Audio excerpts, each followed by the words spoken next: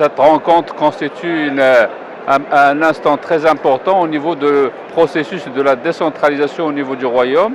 Ça va constituer une plateforme d'échange pour développer la démocratie locale, renforcer la décentralisation et la déconcentration au niveau du royaume, avec des compétences réelles pour la région, surtout après cette expérience exercée. Il faut absolument qu'il y ait des contrats-programmes entre l'État, le gouvernement et les collectivités pour le bien-être, pour le développement.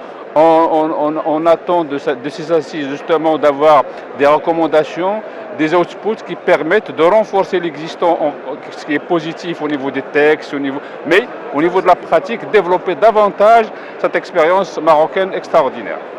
Vous pensez qu'on est toujours dans l'étape des concertations et des échanges? Est-ce qu'il n'y a pas une lenteur dans la mise en œuvre de ce chantier?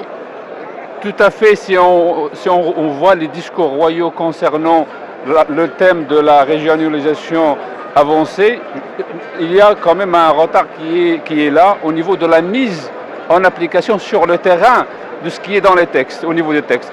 Et là, je pense dans le cadre de contrats clairs qui définit bien les compétences, qui donne les moyens pour les régions pour développer le développement et surtout dans cette logique, on est dans la réflexion au niveau de nouvelles modes de